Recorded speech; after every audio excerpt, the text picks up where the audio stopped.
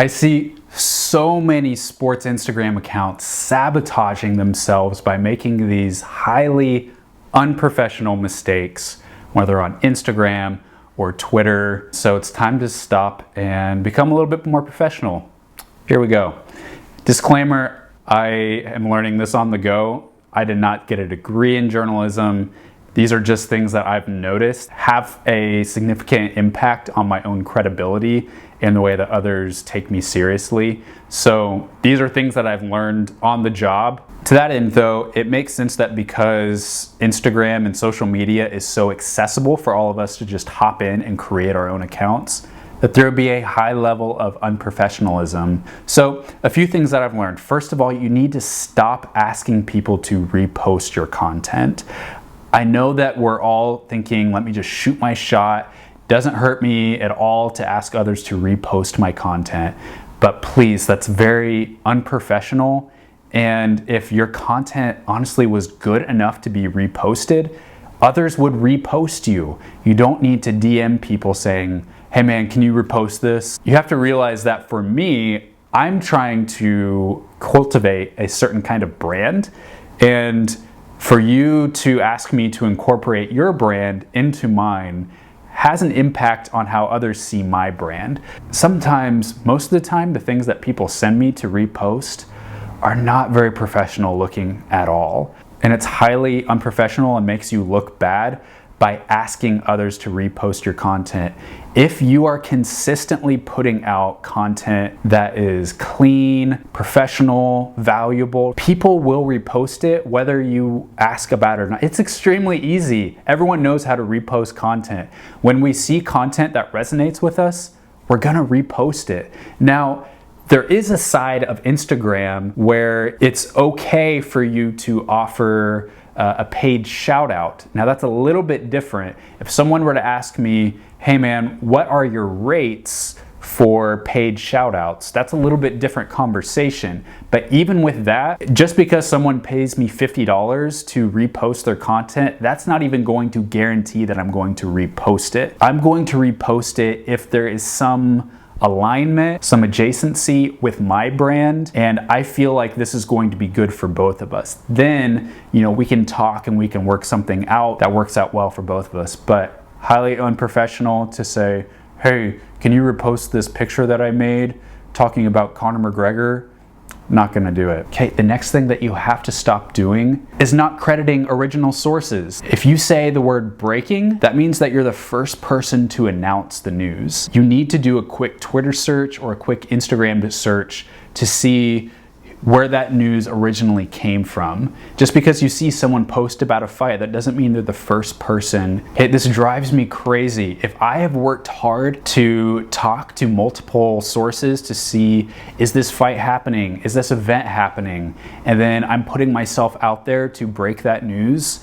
It's extremely frustrating when, especially high profile sources, basically take the credit for that, because what I'm hoping for in breaking that news is that my audience is going to build, that more people are going to follow me, that eventually I'm going to build my reputation as a media member, and that will eventually lead to better jobs. And so when you're putting news out there and not crediting the original source, you're not only saying that you're unprofessional and all you care about is immediate clicks, but it means that you're also willing to cut yourself off from other media members. And what I have found in the long run is that when I consistently credit these media members for the work that they're doing, they're a lot warmer to me to work together with me, to talk to me, potentially even tell me about opportunities. It benefits you in the long run to credit the original sources for information. Okay. Now this next one is something that I am always tempted to do, and that is to post about a scoop as soon as I hear about the smallest rumor. Every single time you hear about, oh, this person's interested in this fight, or the UFC wants this fight, you don't have to post about it. If you keep posting about things that aren't confirmed, where contracts have not been signed, eventually people are going to stop taking you seriously and potentially even unfollow you or stop listening to you. So for me, I know that while I could maybe get some more visibility in the immediate, then it's tempting for me to want to put that out there because I know it'll get a lot of clicks. But if I just wait a little bit longer and wait to see, are any of the major outlets picking up on this? Has anyone actually confirmed this? Are contracts signed? I've found that it has not hurt me at all to wait just a little bit longer. Now, it's a fine balance between sitting on news versus being the first to post about it. So you're gonna have to find out what that balance is for you. I would rather err on the side that gets me the most credibility, because credibility equals professionalism, and when you're consistently acting in a professional way, then people that are actually willing to give you money for what you do are going to take you seriously. If you're just another Instagram account out there posting the latest like silly scoop that you hear on Twitter, then you're not going to get taken seriously. And if you just want to have fun with Instagram and just stir the pot, that's totally fine. But if you ever want to make money from it, you have to be professional. Now, the next one is one that I also struggle with, even as I try to be a nice person to people, is being disrespectful to others on social media.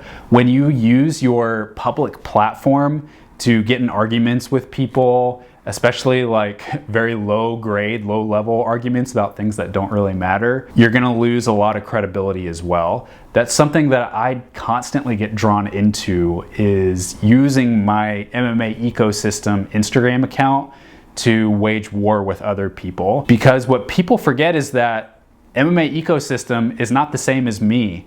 And that's like the face of a brand. And when the face of a brand starts getting in petty comment, and if I see like an MMA fighting do that with Monkey Butts 24 in the comments, I'm gonna lose a lot of respect for MMA Junkie, and I'm going to reconsider, is this really a serious media source? I know it's hard, and I know that we all want to defend our honor on Twitter, but you're going to gain, again, more respect if you find a way to disengage or to politely disseminate arguments with people. If you want to take that into your DMs, that's up to you. Again, I would not recommend it.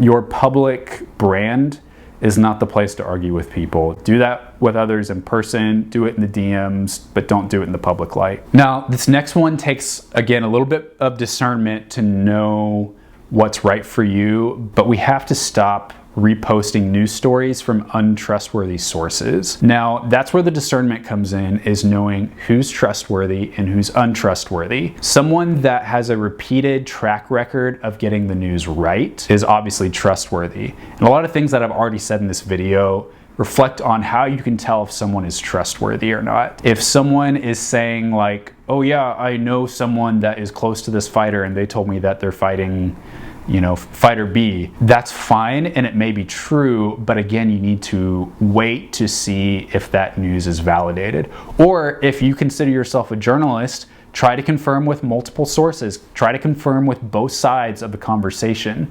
You just need to do a little bit more work. If you're constantly reposting sources from news sites that are untrustworthy, again, another knock against your credibility. Just wait, you'll be able to find out. You know, you can follow whoever you want to, but just kind of keep a mental track record of whose news is continually reliable. When they report something, it's confirmed by other outlets, and whose isn't. Are they 50-50? Are they 100%? You know, you'll be able to discern that, but if you are just only interested in getting the most clicks right now with no concern for your long-term future or career in the media, then by all means, repost whoever you want.